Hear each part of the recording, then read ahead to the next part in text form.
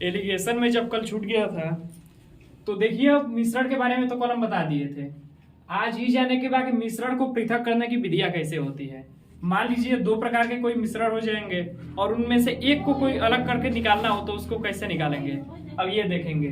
तो पहली जो विधि है वो होती है वाष्पीकरण द्वारा। अब वाष्पीकरण कैसे होगा, मान लीजिए पानी में रंग को घोल दिए हैं हम, पानी में रंग को घोल दिए हैं और रंग को अगर निकालना है हमको या पानी उसमें से निकालना है तो हम कैसे निकालेंगे, तो वाष्पीकरण विधि से। तो वाष्पीकरण विधि में दो पदार्थों में से किसी एक का वाष्पीकरण होता है। इसकी परिभाषा होती है कि किन्हीं दो पदार्थों में से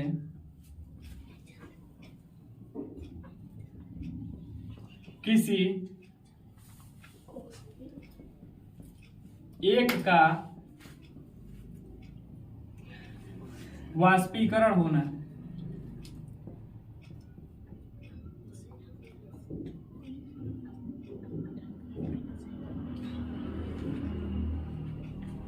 और इसमें जो एक पदार्थ होगा, मान लीजिए कि दो पदार्थ होंगे तो जिसमें से एक पदार्थ का क्वथनांक जो होगा दूसरे से कम होना चाहिए। मान लीजिए पानी में अगर रंग घोरा गया है तो उसको कैसे निकालेंगे, तो पहले क्या करेंगे कि उसका टेम्परेचर हम बढ़ाएंगे, उष्मा देंगे उसको।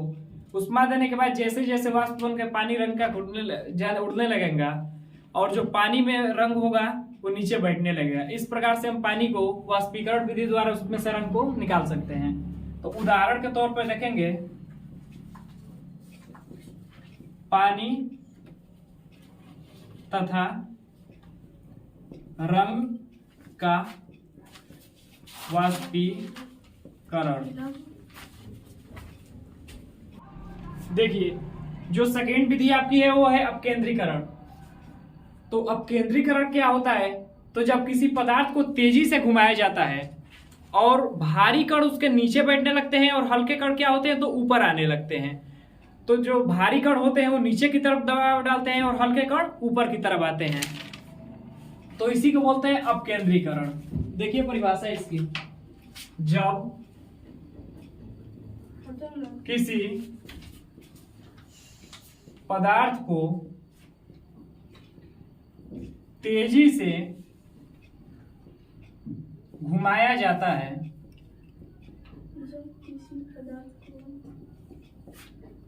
तब भारी कण नीचे की तरफ दबाव डालते हैं, दबाव डालते हैं और हल्के कण ऊपर की तरफ आ जाते हैं।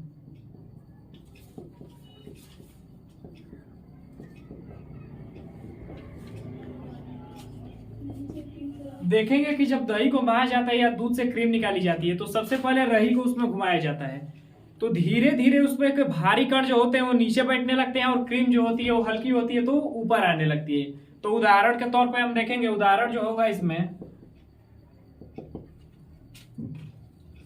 दूध से क्रीम को पृथक करना।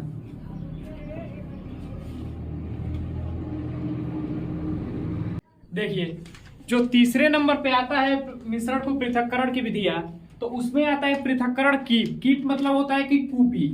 अब इसको कैसे करते हैं, तो पृथक्करण कीप में सबसे पहले क्या करेंगे कि दो अघुलनशील होते हैं। अगर तेल और पानी के मिक्सचर को आप देखेंगे तो तेल और पानी कभी भी मिल नहीं सकते हैं, तो ये दोनों अघुलनशील हो जाएंगे। तो तेल और पानी के अलग करे खातिर जो विधि का इस्तेमाल होला वही का कहा जाता है पृथक्करण कीप। तो इसकी परिभाषा देख लीजिए कि किन्हीं दो अघुलनशील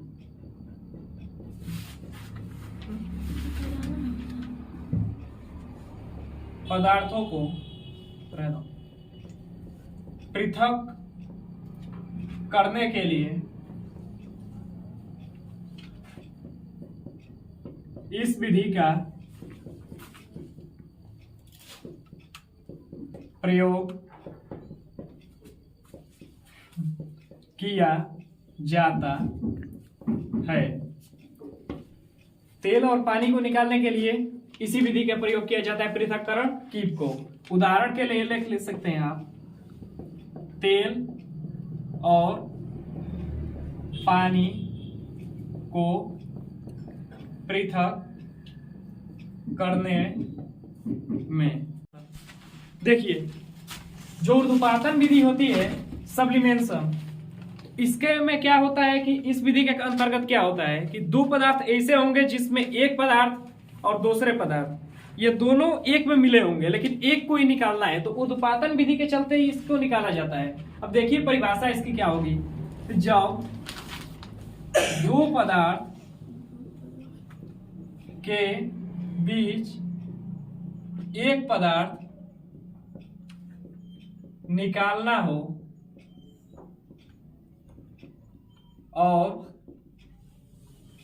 वह ऊर्ध्वपातन, देखिए तो ऊर्ध्वपातन के नियम से एक को ताप देने पर एक पदार्थ रह जाता है। उदाहरण के तौर पर देखेंगे अमोनिया क्लोराइड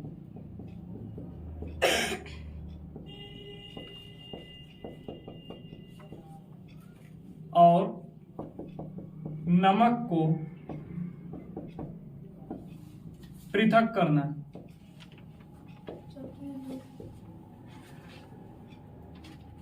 अमोनिया क्लोराइड का फॉर्मूला होता है NH4Cl, इसमें से जब नमक को निकालेंगे NaCl, जब ताप देंगे इसको, टेम्परेचर बढ़ाएंगे इसका, तो ये जो है ऊर्ध्वपातित हो जाएगा। ऊर्ध्वपातन का मतलब होता है कि जो कोई पदार्थ को ऊष्मा दी जाती है उसके बाद वो बिना द्रव में परिवर्तित हुए सीधे गैस में बदल जाए, उसको ही ऊर्ध्वपातन कहते हैं। तो जब ये हो जाएगा तो सोडियम क्लोराइड बच जाएगा, मतलब कि नमक बच जाएगा। तो इस तरह से ऊर्ध्वपातन विधि द्वारा हम मिश्रण को, तो देखिए मिश्रण को पृथक करने के लिए एक विधि होती है आसवन विधि, जिसको इंग्लिश में डिस्टिलेशन बोलते हैं। तो इस विधि को कैसे किया जाता है, तो दो संगठन रहेंगे, इनके बीच में एक जो रहेगा, एक का क्वथनांक रहेगा वो दूसरे से कम होगा, और यह विधि दो या दो से अधिक घुलनशील तत्वों को अलग करने के लिए होती है। मान लीजिए कि दो पदार्थ होंगे जो कि जल में घुलनशील होंगे, और इनमें से एक को या फिर जल के साथ ही घुलनशील होंगे और एक को निकालना होता है। तो इनमें आसवन विधि का प्रयोग कैसे किया जाता है ये देखिए। तो दो संगठनों के बीच का एक, जिनमें एक का क्वथनांक दूसरे से कम होता है, पहले लिख लीजिए आप, दो संगठक जिनमें एक का क्वथनांक दूसरे से कम होता है, ये दो रहेंगे जिनमें से एक का क्वथनांक दूसरे से कम रहेगा, और ये दोनों ही घुलनशील होंगे, और ये दोनों ही डीजे पर गाने पहले घुलनशील होंगे।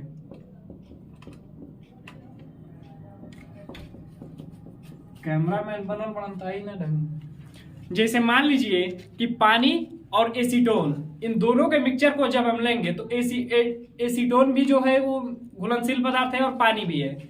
उदाहरण में हो जाएगा आपका एसीटोन और प्लस पानी,